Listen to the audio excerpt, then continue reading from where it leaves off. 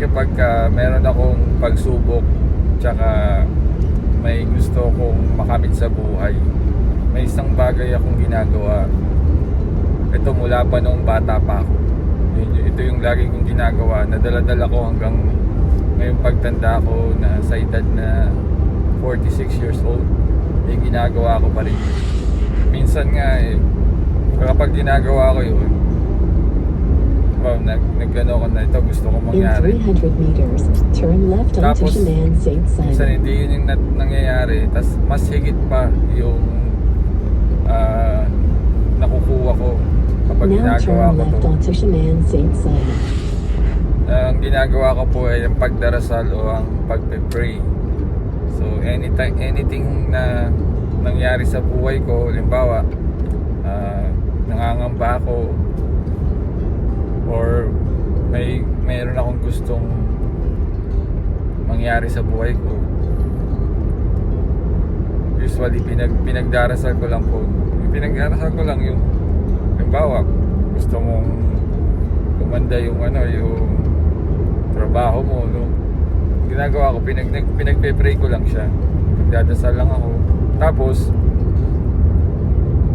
nagsusumikap ako. Ibig sabihin, kung ano yung kailangan dun sa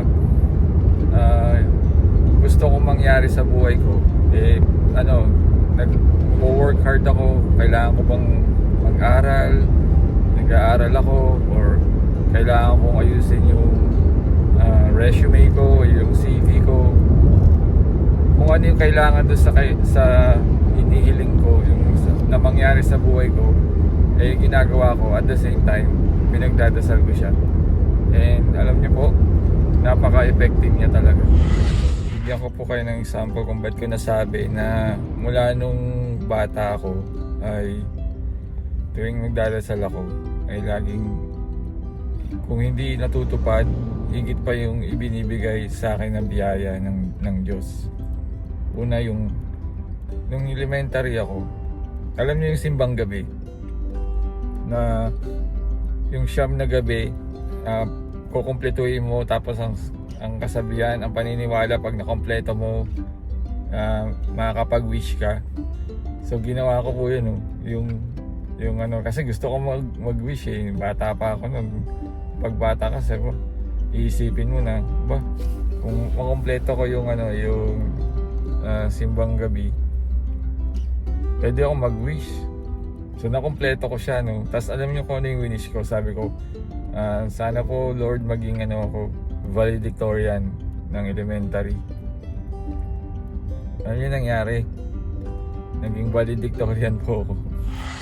So sa edad kong yun na napakabata, saka kami naman po, hindi kami ganun kasagrado, pero kami, pinalaki kami na madasalin yung may Diyos na pinaniniwalaan.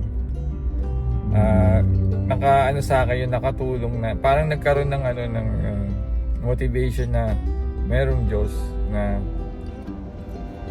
gumagabay sa atin, magtiwala ka lang. So parang yun yung dala-dala ko hanggang paglaki. Kaya every time na meron akong pagsubok, let's say kinakabahan ako or Now turn left onto Route Sir Wilfrid Laurier. may malaking desisyon akong gagawin sa buhay, lagi kong pinagdadasal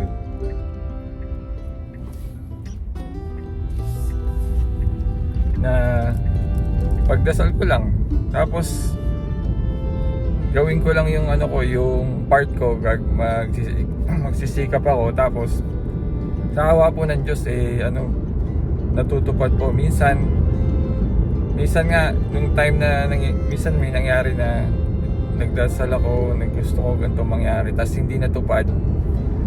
Tapos eventually marirealize mo, kaya pala hindi, kasi may mas higit pa na ibibigay sa iyo ang Diyos. Ang isa pang example, yung nung time na gumraduate ako, natapos ko yung degree ko. So nag-wish ako, sabi ko, sana Lord makapag-work din ako sa sa magandang company tulad ng aerospace company, yung gawaan ba ng aeroplano.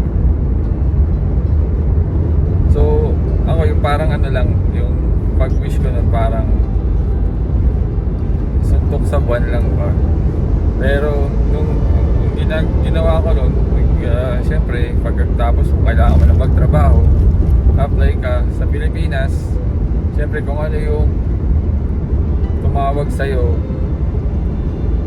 na-hire ka, yun na yung uunahin mong magiging uunahin mong entertaining pagdating sa sa trabaho mo. So kung sining nauna, so yun na yung magiging career mo. So napunta ako sa electronics kasi nga medyo related sa tinapos ko. Pero dahil nga yung father ko ay related sa mechanical, sa machine shop, so nalinya rin ako sa pagmamachining, mga precise parts. Eventually hanggang sa ako kung nanonood kayo ng channel ko, hindi ako nag-i-stay ng ganong katagal sa company pagka alam ko na medyo hindi ganun ka stable yung career mo sa kumpanya. So kaya ang ginagawa ko, nag-a-apply ako, tapos lumilipat ako sa ibang company. Mga minimum na yan, mga 2 years, pinaka maaga na paglipat ko. Ibig sabihin, nakita ko na hindi ako magle-level up sa company. So yung nangyaring na-realize ko na ang Diyos ay kumbaga alam niya yung nararapat sa'yo. Kasi hindi niya binigay sa akin kagad-agad yun. Kumbaga pinaghirapan ko muna hanggang sa na-realize ko nung na-hire ako sa Singapore. Yun na, related na sa sa aerospace yung company na nag-hire sa akin. So parang bigla akong napaisip, teka, sabi ko nung year 2004, nag-wish ako na sana makapagtrabaho rin sa isang paggawa ng aeroplano, parts ng aeroplano. So nga po ganun nangyari nung na-hire ako sa Singapore. Doon mo marirealize na ang Diyos ay marunong sa taong yung nagsusumikap, tsaka sincere, yung kumbaga seryoso sa buhay, at tsaka may pangarap, tsaka yun nga, nagsisikap ka, hindi ka niya pababayaan. Kumbaga yung sa madaling salita, yung kasabihan na nasa Diyos ang awa, nasa tao ako. At dala-dala ko pa rin po yan hanggang ngayon. Pag may problema ako sa trabaho, pag-arasal ko lang yun bago mag-start ang day ko, ang araw ko sa trabaho. Ako nasa ng trabaho, nalampasan ko na. Kumbaga may report na kailangan sa akin, may kailangan ko i-submit, mayroon akong kailangan ipaliwanag sa boss ko na medyo hindi siya ganun kadali, or let's say may exam akong kailangan na kunin para pandagdag sa sa qualification ko. May mga ganung bagay po, so every step sa buhay ay pinagdarasal ko po, at awa po ng Diyos ay hindi niya ako at ang pamilya ko pinabayaan, dahil nga po yung sa pagtitiwala namin sa Kanya na gagawin namin ng makakaya namin, pero siya nang bahala, the rest. Kumbaga hindi Kanya pababayaan, kumbaga gagabayan Kanya, ibibigay niya yung sa tingin niya na nararapat mong pangangailangan, o yung kailangan mo sa hinihiling mo sa buhay mo, ay ipagkakaloob mo sa yung yung huli kong yung talagang may bibigay kong example sa inyo, na doon ko naramdaman at ng asawa ko na talagang napakabuti ng Diyos, ay yung time na nagkasakit ang anak ko. At halos isang buwan po siya sa ospital. Nagkaroon siya ng leukemia, cancer sa dugo. Kasi dito sa Canada, pagka parang napapansin namin pagka nagkasakit ka at malubha, parang kinukonsider nila lagi madalas cancer na kagad. Parang kasi ang gagawin chemotherapy sa papatayin lahat ng cells, good at saka bad cells. So parang lilinisin ka. So parang ganun lagi ginagawa. So halos higit isang buwan mahigit po ang nasa hospital siya. At one time din, kasi linggo-linggo nagsisimba kami. So hindi kami makasimba kasi nga nasa hospital kami. Winter yun. Sabi ko, sige ako na lang magsisimba para at least makapag simba man lang tayo, ako na lang magre-represent. Isa lang po yung iniling ko na sa Diyos. Nung nasa simbahan na ako, sabi ko, Lord, ang dalangin ko lang po ay makasama ko po ang anak ko na magsimba po kasama ng asawa ko dito sa inyo.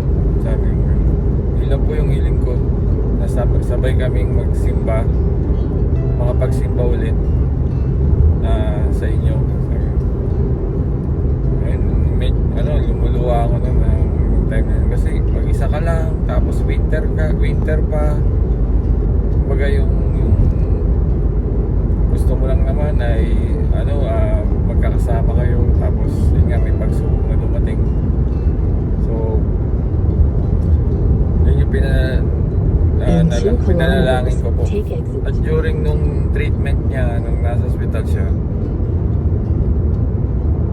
kumbaga confident ako, yung hindi ako ganun ka-worry ba, na although may takot din syempre, pero nandun yung tiwala mo sa Diyos na things will fall into place, na parang magiging maayos ang lahat, at magtiwala ka lang. So awa po ng Diyos yun, nakauwi kami na natapos yung chemo niya, pero may gamutan pa rin sa bahay. Tas weekly kailangan mo magpunta sa ospital para i-check. Ngayon, awa po ng Diyos, 10 years na ang nakalipas, at magaling na po siya. So yun po, yung ganun kabuti ang Diyos. Basta maging mabuti ka lang, gawin mo Now lang take yung exit 239 on the right. gawin mo lang yung yung responsibility mo bilang tao. In 300 meters, Huwag kang turn mananakit, left huwag onto kang Shenanigans. kumbaga manlalamang, magsumikap ka, magdasal ka sa Kanya, at ibibigay niya sa'yo yung nararapat Now para turn sa'yo. left onto Minsan nga, yun nga, Shenanigans. gaya na sinabi ko, mas higit pa dun sa pinag-pray mo yung ibibigay niya sa'yo. Magtiwala ka lang sa Kanya.